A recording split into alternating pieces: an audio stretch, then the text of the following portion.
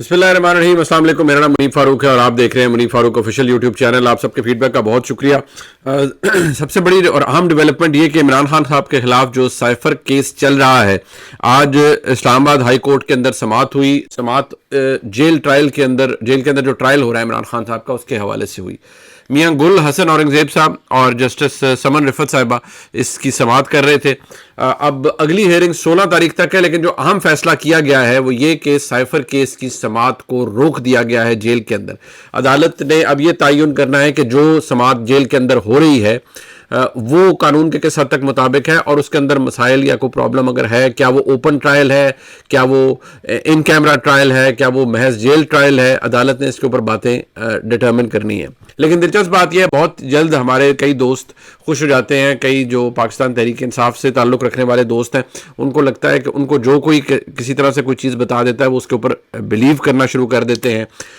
इस केस के अंदर कोई टेक्निकल एक मामला था। आज का ये जो हुक्म इम्तना आया है, क्या ये मेरिट के ऊपर आया है? क्या अदालत ने इसलिए इसको रोक दिया है कि केस ही बड़ा फजूल है, या केस के अंदर कोई बड़ा बुनियादी हुक्म है, या कोई टेक्निकल मामला है? ये मैं आपके सामने रखूंगा। और ये कि 190 मिलियन पाउंड वाला जो केस है इमरान खान साहब का, जो कि एनसीए की तरफ से एक अरेंजमेंट हुआ बैरिया टाउन के साथ और उसको सीगा राज में रखा गया।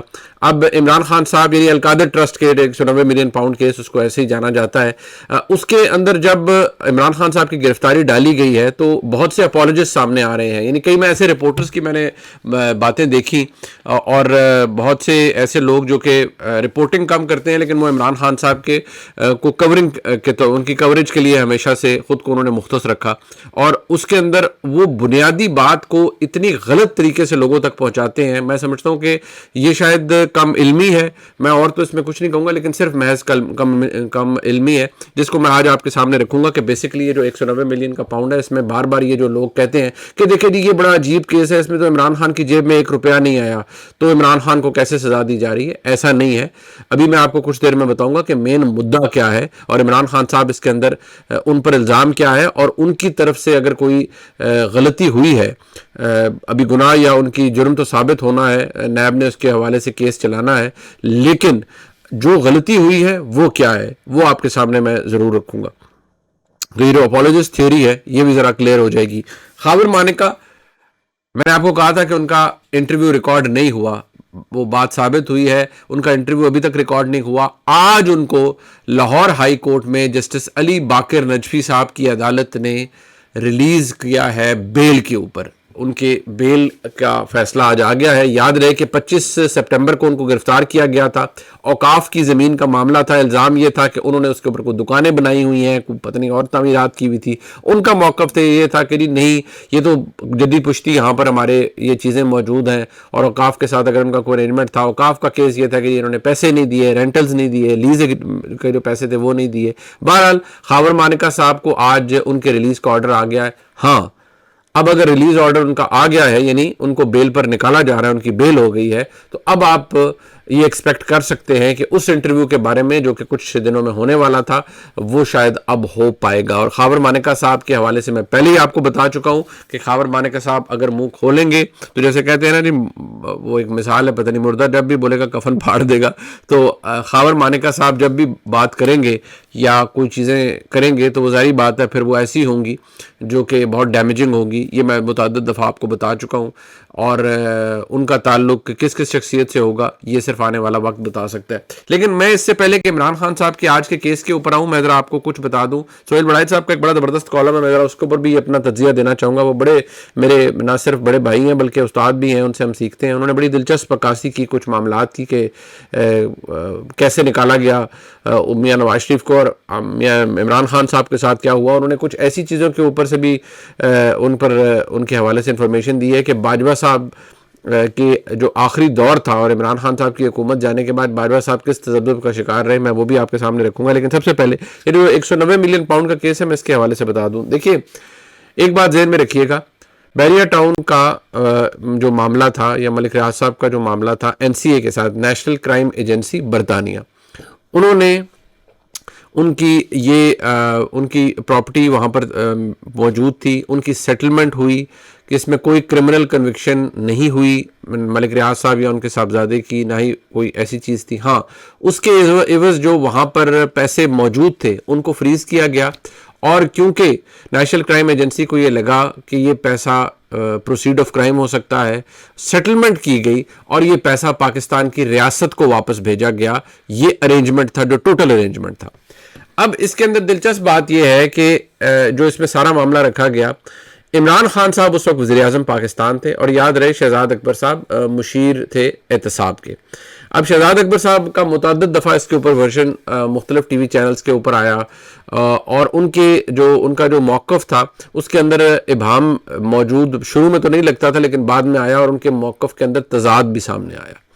اب یہ بات دلچسپ ہے کہ بحریہ ٹاؤن کا جو معاملہ رہا، یا وہ پیسے انہوں نے جب نیشنل کرائم ایجنسی نے سیز کر لیے یا انہوں نے واپس بھجوانے تھے، اسی دوران بحریہ ٹاؤن کراچی کا ایک کیس چل رہا تھا سپریم کورٹ آف پاکستان کے اندر.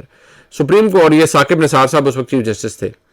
بحریہ ٹاؤن کراچی کا معاملہ کافی طوالت اختیار کر گیا، کافی اس میں مسائل پیدا ہو گئے، اور بحریہ ٹاؤن کو ایک پینلٹی جو عدالت نے ایوارڈ کی کہ آپ نے جو زمین لی تھی وہاں سے سندھ حکومت کے توسط سے، اور اس کے اندر ایک بڑا میجر پرابلم ہے، اور آپ نے جو اس کا جو پیسے ہیں صحیح وہ آپ نے نہیں دیا، اور 460 ارب روپے کی پینلٹی امپوز کی گئی. کہا گیا کہ یہ آپ دیں گے.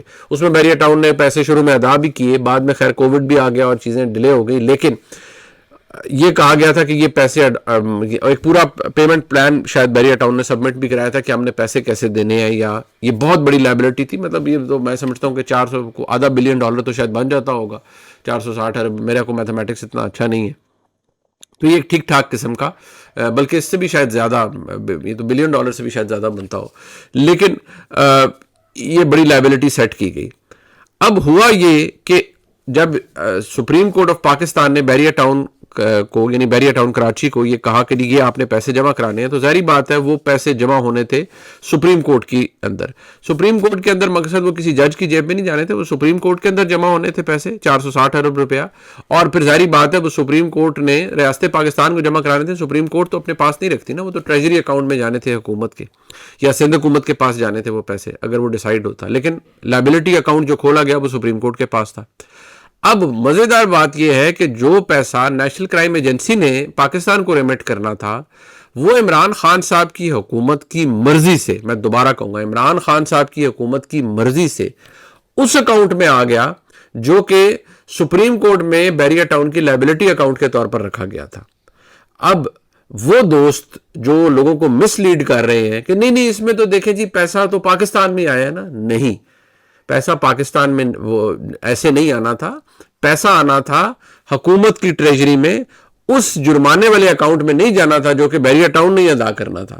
تو عمران خان صاحب کی پوری کابینہ کے اندر لوگ موجود ہیں، شیخ رشید بھی موجود تھے، انہوں نے بھی کہا، اس میں اور بہت سے موجود تھے، فواد صاحب جو فواد چودھری موجود تھے، فیصل واڈا صاحب تھے، انہوں نے بھی موجود تھے. انہوں نے بلکہ فیصل واڈا صاحب نے تو شاید یہ کہا بھی کہ یہ تو پرفیکٹ نیب کا کیس بنے گا آپ کے اوپر. اس وقت اس کو صیغہ راز میں رکھا گیا، بند لفافے کے اندر اپروولز لی گئی، عمران خان صاحب کی مرضی سے لی گئی. عمران خان صاحب کو پتا تھا یہ کیا ہو رہا ہے. عمران خان صاحب کی یہ جو فیور انہوں نے دی بحریہ ٹاؤن کو، ملک ریاض صاحب کو، اس کے بدلے عمران خان صاحب نے بہت سے فائدے لیے. وہ جو ہیرے، وہ تو ایک اور سٹوری ہے نا، وہ تو اور بڑے معاملات چل رہے تھے. اس کے بدلے عمران خان صاحب نے اور بہت سے کام کیے. عمران خان صاحب یہ جو القادر ٹرسٹ کا بنایا گیا، یہ آپ کا کیا خیال ہے؟ یہ القادر ٹرسٹ بغیر کسی وجہ کے بن گیا یا بغیر کسی لین دین کے بن گیا؟ اور عمران خان صاحب اس میں ڈیٹس دیتے پھر رہے ہیں، نہیں یہ دیکھیں یہ تو زمین اس وقت لی ہے، اور یہ جو نیشنل کرائم ایجنسی ہے اس کے ساتھ ہوا. دیکھیے جب پیسہ نیشنل کرائم ایجنسی نے پاکستان ریمٹ کرنا تھا وہ تاریخ اور تھی، لیکن جو بحریہ ٹاؤن کا مسئلہ چل رہا تھا، یعنی ملک ریاض صاحب کا جو انگلینڈ میں مسئلہ چل رہا تھا، وہ بہت پہلے سے چل رہا تھا، اور عمران خان صاحب کو اس کا پتہ تھا. باقاعدہ طور پر جو ہوا، جو پیسہ پھر آنا تھا، وہ پیسہ ریاست پاکستان کو آنا تھا، لیکن عمران خان صاحب کی حکومت کی مرضی سے اور عمران خان صاحب کی مرضی سے وہ پیسہ بحریہ ٹاؤن کے اس جرمانے والے اکاؤنٹ میں سپریم کورٹ میں بھیج دیا گیا. اس سے بڑی دو نمبری اور کیا ہو سکتی تھی؟ تو ہمارے وہ دوست جو لوگوں کو مس لیڈ کر رہے ہیں وہ ذرا اپنا قبلہ درست کر لیں، یہ فیکٹ درست نہیں ہے جو وہ کہتے ہیں. اب میں آ جاؤں جی، آج ذرا جو پروسیڈنگز ہوئی یہ سائفر کیس کے اندر، اس کو سٹے کیا گیا ہے اسلام آباد ہائی کورٹ کی جانب سے، لیکن جو کچھ بڑے میں سمجھتا ہوں بڑے قابل رپورٹرز ہیں، جن میں سے میرے حال میں ایک رپورٹر جن کو میں بھی فالو کرتا ہوں وہ ثاقب بشیر صاحب ہیں، اور انہوں نے بڑی زبردست، وہ پوائنٹ بائی پوائنٹ اور بڑی زبردست رپورٹنگ کرتے ہیں، اور ٹویٹر پہ بھی بڑا اچھا ان کا فیڈ آ رہی ہوتی ہے. انہوں نے اس بات کو ہائی لائٹ کیا جو میں آپ کے سامنے رکھ رہا ہوں، اور یہ بڑی امپورٹنٹ ہے.